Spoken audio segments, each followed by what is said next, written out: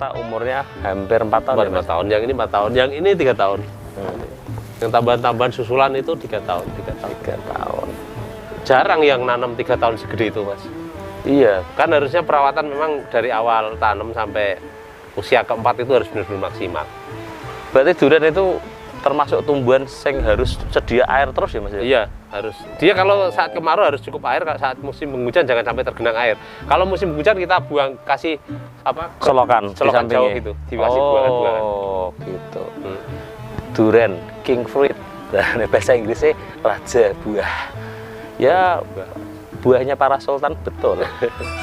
Nah itu bayangkan nek satu desa semua membibitkan durian, kayak apa industri durian di Pati.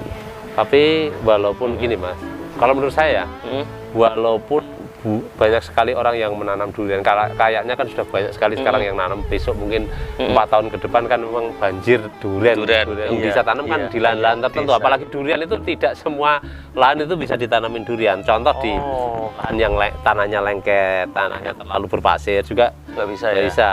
Tapi ketinggian pengaruh nggak Mas?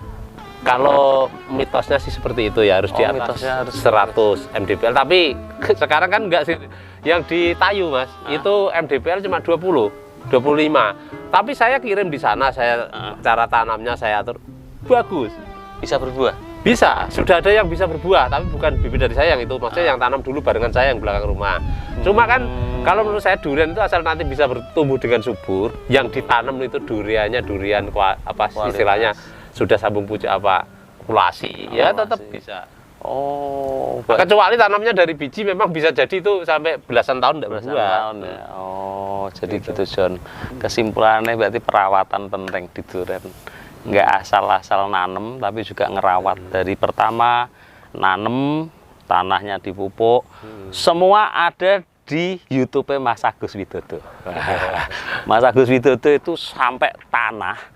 Itu caranya nyangkul piye, diangkat terus dikasih pupuk NPK 1616, nah itu mereknya sembarang, yang penting NPK. Biasanya Mas Agus kan gitu ngendikannya. Nah, di situ Mas Agus dari bawah ke atas sampai proning, sampai ngatur barat, timur, cahaya dari sana, ini semua detail. Semua di channelnya Mas Agus. Ya, tapi jadi kita kan bukan dari ahli pertanian sebenarnya. Cuma kita langsung apa Mas basicnya Mas? Saya pedagang. Pedagang, terus tapi putrane petani. Bapak saya dulu petani juga pedagang, tapi pedagang Polowijo dulu bapak saya. Oh. Maka dari itu saya ini ya juga masukan ya. Adalah berdagang, walaupun saya itu istilahnya orang desa. Tapi saya itu belajar juga dari pengalaman. Satu saya jadi pedagang dulu. Bapak saya dulu kan kadang beli singkong di lahan kecil itu, beli kacang tanah. Jadi dia barang yang di dalam tanah dibeli. Jadi ada kemungkinan nggak jelas, ada kemungkinan rugi, ada kemungkinan untung, tapi banyak ruginya kan. Kalau kita beli barang kok nggak lihat barangnya gitu ya. Terus akhirnya dari pengalaman itu saya mau berdagang. Contohnya bibit, kita kan bibit ambil dari petani, seumpama ya, kelihatan sekian, saya jualnya sekian, udah jual jelas kan. Terus saya beli barang seperti kacang atau jagung ibaratnya, kita harus kiloan aja. Jadi sekilo sekian, nanti ongkosnya sekian, kita jual. Jadi sedikit-sedikit tapi ya nggak pasti juga sih nggak ya, cuma kan resiko untuk rugi jarang. Gitu loh ya. Jadi gitu. Ini saya jelaskan sama teman-teman ya. Saya itu awal mula saya tanam durian itu nggak segini banyak, saya sedikit. Karena saya tahu perawatan durian itu mahal. Setelah saya tanam durian tanaman subur, banyak orang yang pengen. Akhirnya saya disuruh carikan bibit. Akhirnya pertama-pertama ya saya belikan bibit, kita jual ke teman. Kita nggak ngambil untung, pokoknya bisa ada barengan lah. Kita ambil itu banyak kan ongkosnya lebih murah. Lama-lama setelah makin banyak akhirnya kita baru mencari keuntungan. Itu kita beli bibit, nah kita transportnya sekian, itu kita jual sekian dapat untung sekian. Terus akhirnya dari situ kita larinya ke pembesaran. Pembesaran kita beli bibit baby ya, harganya 30.000, gitu ya 30.000. Saya besarkan sekitar 200 sampai 300 pohon. Setelah 1 tahun saya jual, loh kok laku? Yang ambil dari saya seumpama 200 ribu, dijual sama dia bisa 400 ribu waktu itu. Kok ini malah untungnya besaran yang ngejualin bibit. Nah, itu. Terus akhirnya saya pembesaran saya jual sendiri. Jadi saya ini perhitungan dagang ya. Jadi perhitungan dagang itu kita harus berani spekulasi juga. Kenapa kok saya itu kadang ngomong ya, tidak mau menyalahkan siapapun karena kegagalan, keberhasilan itu termasuk kita sendiri. Seandainya saya gagal dalam berdagang, itu pasti ada kesalahan dalam diri saya. Saya berdagang dalam usaha mebel sama kok saya itu nggak mau menyalahkan tukang saya, itu pasti ada yang kurang dalam diri saya. Terus saya belajar dari situ, akhirnya saya harus, ini apa saya harus besarin bibit lebih banyak lagi. Suatu misal gini, Pak. Kita beli 30.000, ya, 30.000. Kita besarkan bibit 1.000. Bibit 1.000 itu loh, satu orang ngerawat itu enteng-entengan, ringan. Kalau nyiram pupuk bibit 1.000 itu nggak ada pekerjaan 2 jam nggak ada.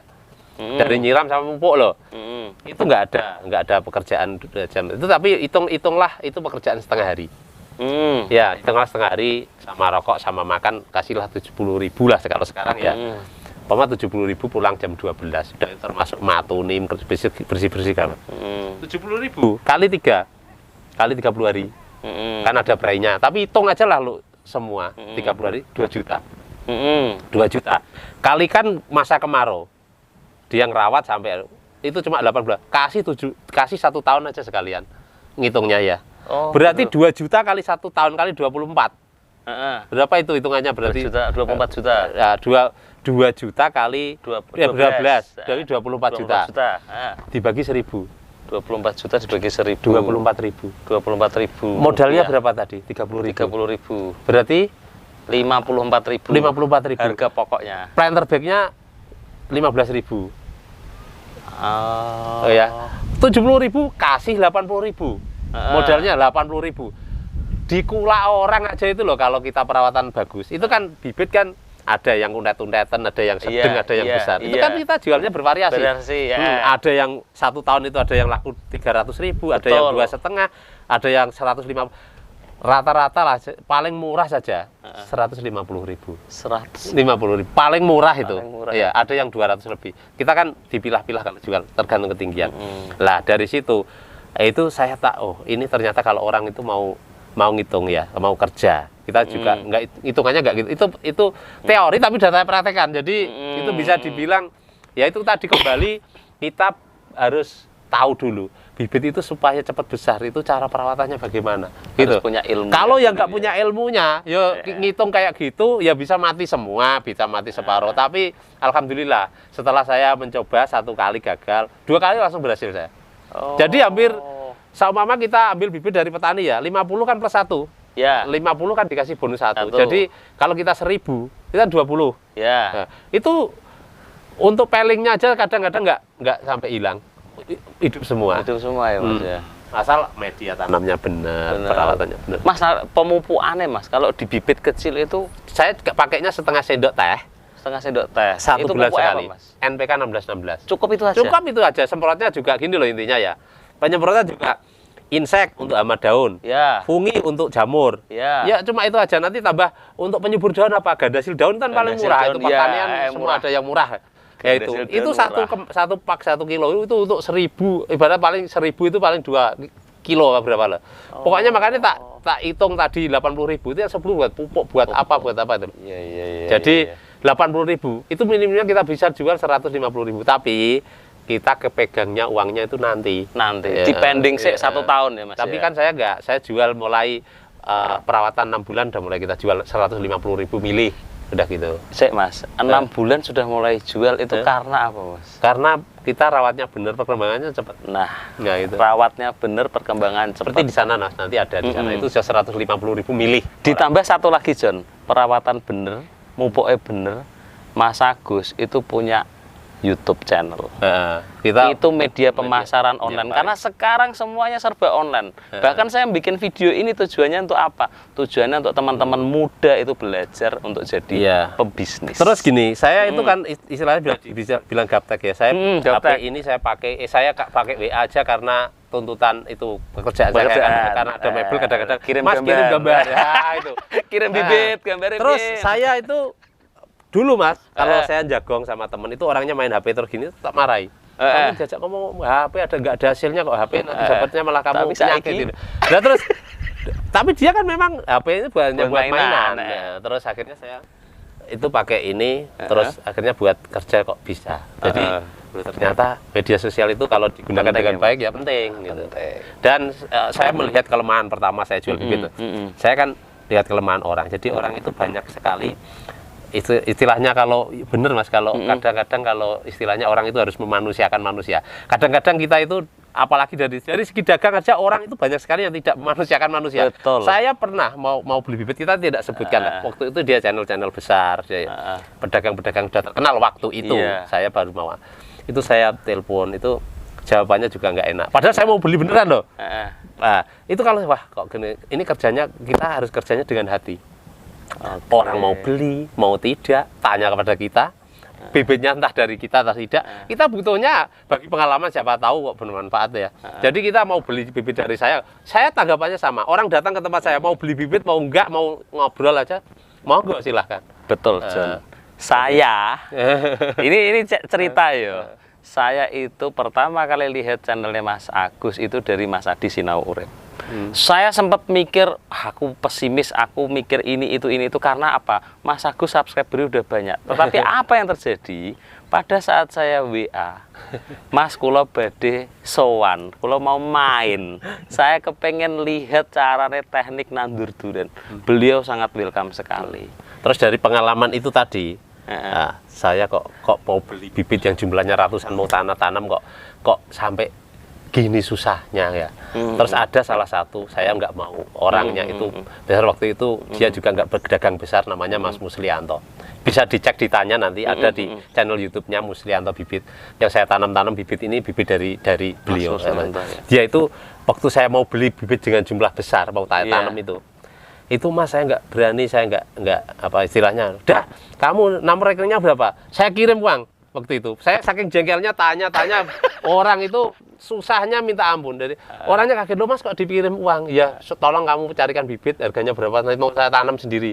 Itu kan kalau kita mau tanam yang penting bibitnya bagus, saya bilang gitu. Akhirnya saya tanam, selama-lama saya jualan bibit, malah dia jualan komunikasi sudah baik. Ternyata dia juga waktu itu ngobrol sama saya, kok bisa dulu itu Mas Agus. Sudah saya memang udah feeling saya kok saya percaya sama orang ya udah gitu. Jadi pada saya banyak udah saya belikan bibit, harganya sekian Mas, ya monggo. Ya tawar-tawaran biasa lah ya. Tapi dari pengalaman itu saya ini peluang. Peluangnya apa? Ternyata orang yang di konten itu orang yang tidak ada yang satupun yang dijawab di kolom komentar. Jadi kalau seandainya orang itu diperlakukan mau beli diperlakukan seperti ini, tapi pasti dia lari. Terus akhirnya apa? Kalau kita berjualan itu kan kita harus sama siapapun kita harus baik. Ya kita juga selain dia mau beli itu rezeki lah, mau beli sama siapapun terserah. Akhirnya dari kolom komentar saya lihat kalau jualannya lewat online harusnya dijawab kalau ada tanya harga. Kalau mau jualan lewat online kok nggak mau jawab ya nanti jualannya inbox aja kan gitu. Nah, dari peluang itu saya bikin gebrakan waktu itu kita jual bibit ukuran sekian dengan harga sekian, ukuran sekian dengan harga sekian. Akhirnya orang itu mau ke tempat saya mau beli bibit ukuran sekian, sudah siap, uangnya sudah siap. Harganya sekian. Sudah, nggak perlu tanya-tanya lagi gitu loh Mas. Oke. Dan saya yakin saya berdagang itu Mas. Saya tidak perlu berbohong. Allah sudah memberikan rezeki pada saya. Ngapain kita harus berbohong? Kalau toh saya itu loh tadi orang beli di tempat saya itu. Bibitnya Mas Agus kan dihitung di YouTube habisnya cuma 80.000, kok jualnya 200.000 loh. Kita ini ngerawat bisa bagus seperti ini, jualnya ya kita harus sesuaikan. Kalau mau ini harganya sekian, tapi mau orang. Jadi gini John, hukum dijual beli ya itu jangan disamakan dengan di konten. Ya, kalau Mas Agus tadi ini menceritakan ide bisnisnya betul, tetapi kalau dijual beli itu ada akad. Ya, iya. ya Mas Teguh. Iya, ada akad. Kalau saya punya BMW misal seri 7, saya jual 100 juta. Yang beli mau silahkan, sama-sama ikhlas, sama-sama ngerejekeni dan puas. Nah, itu. Gitu. Jadi berapapun harganya, kalau sudah akad pembeli penjual sepakat tuh Ya. dan makanya kenapa Mas Agus jual di online ya Mas ya, Online, itu ada yang 250 bahkan ada yang lebih dari itu ya Iya, Mas. ada. Jadi kita tergantung kualitas. Jadi Kualitas. tapi orang yang beli juga seneng, maksudnya seneng karena apa? Dia juga menghargai karena dia merawat sendiri belum tentu dia Belum tentu bisa kayak gitu. gitu. Tapi tadi John, saya ke tempatnya Mas Agus kaget. Ada tamu dari luar pulau, John. Iya, Bener ya Mas? sekedar ngobrol. Sekedar ngobrol tekan Gunung Wungkal. Dari Sumatera Barat. Dari Sumatera Kadang Barat. dari Jakarta. Iya, Nah. itu yang sangat sekarang saya senang Mas ya. Iya. Itu saya makin banyak teman. Makin banyak teman banyak gara-gara teman. media sosial ya. Dan gara-gara pertanian, Pertanian. saya mendapatkan ketenangan. Oh, Jadi orang oke. hidup mungkin Mas Adi dari apa? BRI ya. Saya di BRI. BRI. Ini orang ya. Ini mohon maaf ya. Ya. Saya Mas dulu. Ya, ini cerita. Ya. Ini bukan aib. Ini adalah pengalaman hidup ini. Ini hidup. pengalaman hidup ini. Oke. Saya. Saya. Awal saya kerja itu 0 sama 0. Istri saya 0, saya 0. Saya dari perantauan dari Jakarta, kerja di pabrikan, nggak punya uang. Pulang saya ngawulo sama orang, saya kerja punya di tempat orang. Dan saya ambil hikmahnya itu pengalaman dari berdagang itu orangnya, saya akhirnya bisa berdagang. Dan orang itu Mas, kalau sudah awal-awal kita usaha, ya awal-awal kita usaha dagang bisnis lah ya, kita dapat saingan aja, udah gundah, wah langganan dimasukin orang udah pusing. Betul. Sekarang pokoknya semua dibikin pusing. Betul. Karena itu memang butuh jam terbang yang lama, baru tidak bisa dipandang dari usia kalau itu. Tapi kalau ada orang yang kerja dagang, Pak saya jual bibit, tetangga jual bibit, kita kok susah, itu berarti kita sudah nggak bisa pasrah lagi. Tapi dengan apa kita bertanam ini, saya lama-lama jadi tenang maksudnya gini, orang itu ternyata kalau sudah capek dalam bekerja itu kita kalau ke alam lagi Mas, lihat tanaman seger lagi, maksudnya kembali. Jadi dulu Mas ada ya, ini mungkin kita itu dari awal mau pinjem bank itu nggak dipercaya bank. Betul Ya, nggak dipercaya bank. Bahkan saya ini cerita, saya tuh modal pas-pasan, nggak ada. Saya mengambil di suatu bank swasta waktu itu. Di survei ke tempat saya, rumah saya itu belum layak karena memang masih bata merah, masih tanah. Itu harus diperbaiki dulu, harus digini-gini, harus dikuliti. Akhirnya uang yang sedikit buat dandani. Pas mau survei, jembatan Gunung Wungkal itu putus diterjang banjir dan muter sehari jebul itu katanya terlalu jauh dari kota kecamatan. Akhirnya nggak keluar, nggak direalisasi. Tambah parah lagi kan. Tapi saya yakin itu ada jalan keluar. Akhirnya saya jalan apa adanya lah, dagang dikit-dikit. Dan akhirnya sampai saya itu ya mohon maaf, ibaratnya kalau mau pinjem bank yang kejar-kejar saya supaya saya tambah terus. Tapi waktu itu saya memang orangnya itu biasa Mas, nggak ya namanya orang dulunya nggak pegang uang ya mesti pengen mobil, pengen apa. Tapi itu hanya nggak bertahan lama. Saya itu tidak punya hobi yang istilahnya mewah-mewahan lah. Saya hidup di desa, temannya banyak, kalangan bawah sampai atas itu saya biasa. Akhirnya saya itu nambah lagi. Tapi waktu itu saya sudah triknya pas seneng tanaman Mas. Ini belum lama. Jadi saya seneng tanaman itu mulai bapak saya suruh sewa waktu itu. Sewa itu saya tanemin sengon punya orang. Jadi setiap saya pekerjaannya sepi, pekerjaannya pusing itu, saya larinya ke situ. Jadi, loh kok ini ketenangan saya dapat dari sini. Terus akhirnya sudahlah mulai.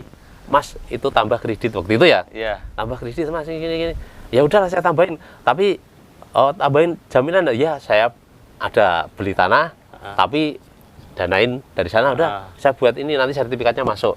Akhirnya apa? Saya itulah ya tahapan itu. Saya itu keburu wah ya ini beli lagi deh. Tapi setiap beli masuk ke sana jaminan. Jadi saya itu ibaratnya hidup dalam kepalsuan. Oke. Iya, hidup dalam kepalsuan saya kelihatannya banyak. Terus dari mulai saya senang tanaman. Wah, hidup itu kalau kita kejar terus itu enggak ada habisnya. Betul. Tidak ada habisnya. Akhirnya saya berhenti dari sini. Saya mudah-mudahan Allah mendengarkan doa saya waktu itu ya.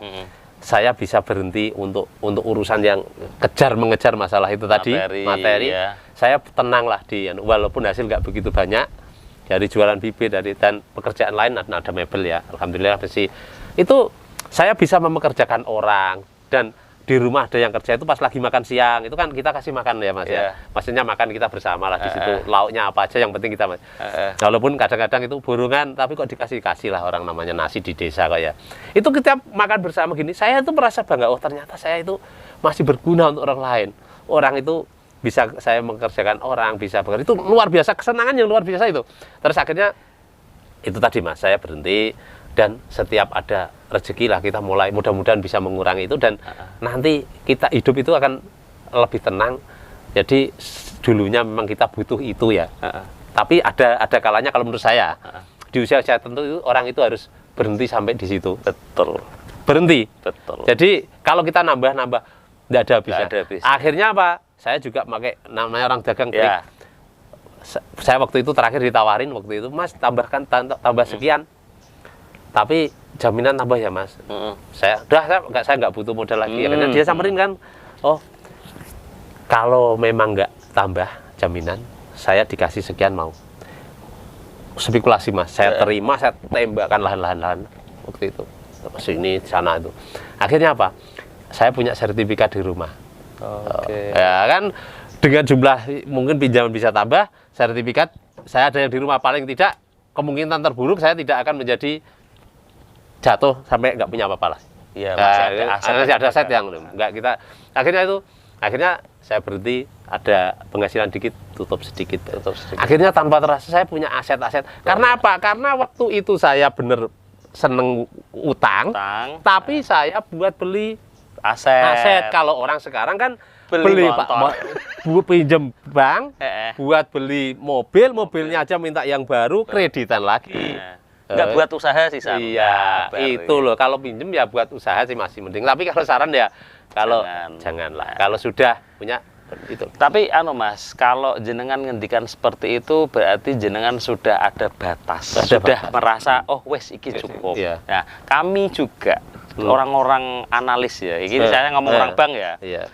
Kalau saya setiap kali ke nasabah, yang kita analisa itu bukan 100% kebutuhan pinjamannya aslinya. Kita itu hanya porsinya hanya 30% dari total semuanya.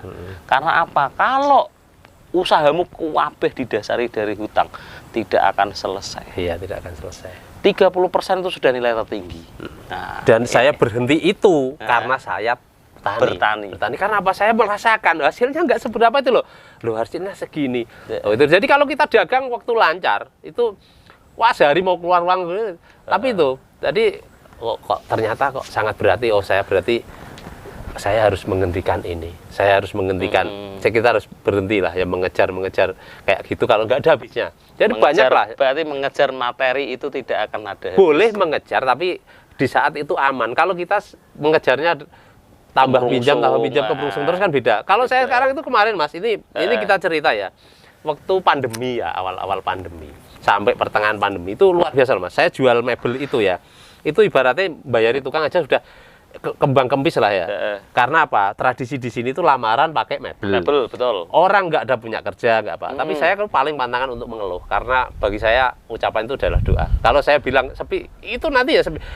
Kuat. Kadang-kadang malam ya kita sama istri, Bu besok apa diliburkan ya tukangnya. Iya Pak, wong nggak ada yang beli gini. Tapi kalau nanti diliburkan nanti dia makan dari mana gitu. Pas musim-musim gini dia butuh masih uang. Mikir wong liya ya Mas. Terus akhirnya besoknya ada lagi yang beli. Akhirnya bisa nyambung-nyambung itu. Ada satu yang menarik. Mas Agus seperti Mas Arif. Jangan mengeluh. Karena energinya dan sabdonya dari Gusti itu pasti akan turun sama di saat kamu mengeluh. Nek kowe ngeluh sepi, ya bakal sepi. Ya, iya. Itu ngeluh sepi bakal sepi. Kalau saya yakin optimis terus. Optimis terus. Jadi jenengan pada saat ini durian optimis besok akan bom. Dia sudah optimis ya Mas. Sudah ada gambaran. Tapi kalau untuk durian gini Mas. Dari awal saya itu kalau setiap melakukan sesuatu itu memang saya lakukan dengan maksimal. Apapun ya dagang saya juga lakukan dengan maksimal. Bukan petani, saya lakukan dengan maksimal. Nanti kalau setelah buah, jadi saya nggak kaget mau buah, mau laku, mau enggak. Itu sudah hitungannya rezeki kan. Rezeki udah bukan urusan kita lagi, urusannya Gusti Allah. Nanti ya kalau kadang-kadang pas laku, ya tapi tetap itulah nggak bakalan kok kita itu nggak laku terus itulah. Apalagi mungkin tahun ini nggak laku, tahun depannya. Tapi pohonnya masih tambah besar, buahnya tambah banyak. Di saat tertentu pastilah ada kejutan gitu loh. Ditambah lagi modelnya Mas Agus itu sekarang sudah nyimpen durian dingin ya Mas ya di dalam kulkas. Udah mulai. Tapi itu hasil dari pertanian sendiri. Ya, di samping sendiri pertanian daripada tetangga lah. Itu pun belum nutupi ya Mas ya. Kebutuhan sini belum. Kalau saya mohon maaf ya, saya kan durian jual itu baru musim ini loh Mas hasilnya. Biasanya dulu durian itu panen ya udah buat teman, buat saudara gitu. Kalau ini kan memang butuh perawatan, ini sudah mulai jual. Itu pun saya jualnya nggak semua ngawur, jual semua. Jadi ada mungkin ini tamu, ini ada memang mau beli durian, itu beda. Jadi kalau tamu temen itu masih belum, kecuali nanti sudah di joglo ya, udah mungkin ada yang nangani gitu kan. Ya gitulah, kita masih apa ya, penjajakan lah ya. Jadi penjajakan. Tapi penjajakan udah piye ya? Udah rame. Terkenal, udah rame. Buah rame. Kalau ada siapkan berapa gitu pesannya kita. Banyak yang datang itu dari mana-mana. Itu bukti aku kesini kaget deh. Tamunya Sumatera Barat. Mantap. Ya itu sedikit tips dan trik dari Mas Agus ya, mungkin akan bermanfaat kalau kita itu mengaplikasikan sesuai awake dhewe, sesuai awakmu. Jadi Mas Agus jangan menjadi orang lain. Jadi mugi-mugi tayangan ini bermanfaat. Nanti kita lanjut ke pertemuan Mas Agus yang berikutnya. Soalnya masih banyak yang perlu kita gali dari pertanian. Karena tani itu gak ngisin-ngisini. Sekarang banyak sekali petani yang nggak mau jadi petani, Mas. Iya. Anak-anak muda terutama ya, Mas ya. Kesannya kalau petani pakai caping keropak, pakai basahan, anggul itu. Tapi sebenarnya kan kita kalau bisa mengemas dengan baik, itu tadi dimodifikasi antara tani dengan dagang. Ya sama lah kalau saya rasa ya. Untuk semua pertanian, mungkin buah kita nanti kedepannya siapa tahu mungkin bisa jadi buah-buah di sini bisa kita bikinkan pasar di situ, kita kemas dengan baik. Jadi bisa menaikkan harga. Kan gitu lah. Mas Agus itu udah perlu nunggu pemerintah, tapi Mas Agus sudah berpikir maju cara kita gini loh Mas. Kita itu kalau kadang-kadang gembar-gembor ya, ingin memajukan kita andil dalam kita punya porsi masing-masing lah ya. Kalau kita sibuk untuk miceti istilahnya kesalahan daripada pemerintah itu namanya dia itu selalu mencari alasan dalam kegagalan dia. Saya ini gara-gara pemerintah ini saya kelaparan, saya nggak punya. Itu orang-orang semacam itu kalau menurut saya dia akan menjadi orang yang bodoh selamanya. Kalau menurut saya kan gini, kita itu kalau ingin mendukung negara ini biar maju kan kalau kita petani ya jadi petani yang baik. Kalau jadi tukang batu ya tukang batu yang baik. Itu loh. Jadi kalau otomatis kalau kita bisa menjadi orang-orang itu baik ya, baik semua, negara ya otomatis akan maju. Kalau semua biarkanlah pemerintah itu bekerja. Kalau dia itu ada salah, ada apa, kalau kita seandainya ditaruh di situ, saya sendiri Mas, belum tentu bisa. Jadi ngapain kita, ya biarlah urusan, kalau memang saya enggak lah kalau urusan politik. Ya kalau saya petani pedagang ya udah jadi pedagang, saya bisa mempekerjakan orang. Gitu aja, nggak usah repot-repot lah. Mas Agus itu sedikit banyak gini John, sing mbok tandur apik bakal mbok panen apik. Insya Allah lah. Sing mbok tandur apik bakal mbok panen apik. Karena apa? Tadi Mas Agus cerita dia awal muasal nyari bibit ke sana kemari gak dipercaya. Sampai Mas Agus ngetokno duit ditransfer langsung ke orangnya. Loh kok gini, orangnya kaget. Nah berarti kesimpulannya, jenengan jadi orang harus lembah mana, harus baik ke orang. Kalau nanti sana memberikan efek yang nggak baik, ya sudah kita sudah ngasih yang terbaik. Ya itulah lakukan yang terbaik, kerja sesuai dengan bidang kita masing-masing, kerja maksimal, kerja keras, berdoa. Setelah berdoa pasrahkan. Kalau menurut saya gitu, kita tidak bisa terus. Wah ini kok saya ini udah berdoa, udah kerja. Nah nyalain Gusti Allah. Udah bisa gitu. Wong edan nyalain Gusti Allah. Pasrah wes pasrah. Jadi pertanian itu bikin kita bener-bener pasrah ya Mas ya. Iya. Wes. Nah, John, ini salah satu produk dari Mas Agus, madu dari pohon randu. Nah, ini setahun sekali ya Mas Cek ya? Setahun sekali. Nah, ini Mas Agus nimbun sampai banyak drim. Nah, karena pas panen kita nyetok buahnya atau sini sama Mas Cek, dipackingi. Nah, ini dipackingi, dikirim ke luar Padi. Karena Mas Agus kan punya YouTube dan cara pemasarannya lewat YouTube berjalan efisien. Nggak cuman di lokal Padi, se-Indonesia. Sembarang ada nanti Mas Cek. Kalau madu kemarin kirim Kalimantan Timur, sampai Kalimantan Timur. Terus ada lagi Gunting. Nah, ini handmade dari lokal Gunung Wungkal. Ini termasuk pengrajinnya Mas Agus Widodo. Ya sebenarnya nek gunting ini ada pengrajin minta tolong disuruh jual ke Mas Agus gitu ya. Nah, terus ternyata ini menjadi potensi bisnis yang sangat luar biasa. Ini handmade buatan Gunung Wungkal. Ini buat bonsai bisa, buat proneng tumbuhan-tumbuhan yang lain juga bisa. Harganya berapa Mas? Mas Ek? 250. Bahannya kuat John. Kuat banget ini. Ini bedanya dengan yang lain. Ini dibuat dari senso, gerasi senso teman-teman.